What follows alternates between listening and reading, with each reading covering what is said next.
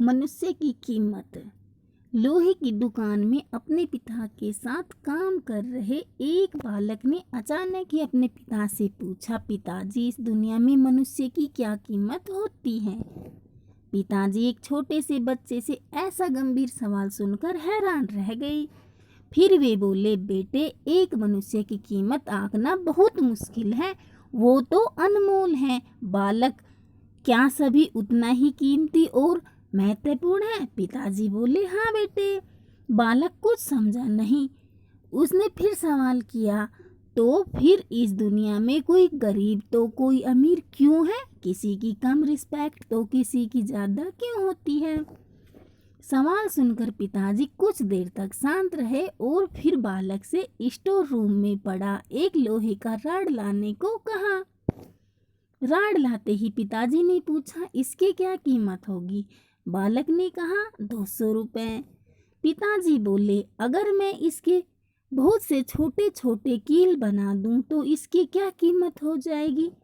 बालक कुछ देर सोचकर बोला, तब तो ये और महंगा बिकेगा, लगभग 1000 रुपये का। पिताजी बोले, अगर मैं इस लोहे से घड़ी के बहुत सारे स्प्रिंग बना दूं तो?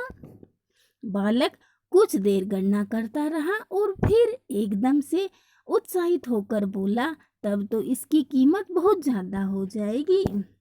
फिर पिताजी उसे समझाते हुए बोले, ठीक इसी तरह मनुष्य की कीमत इसमें नहीं है कि अभी वो क्या है, बल्कि इसमें है कि वो अपने आप को क्या बना सकते हैं।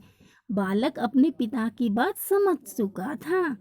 फ्रेंड्स, अक्सर हम अपनी सही कीमत आंकने में गलती कर देते हैं।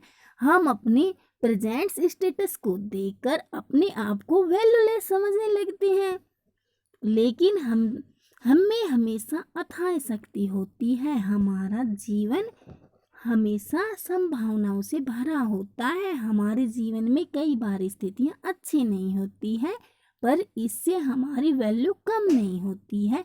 मनुष्य के रूप में हमारा जन्म इस दुनिया में हुआ है, इसका मतलब है हम बहुत स्पेशल और इम्पोर्टेंट हैं।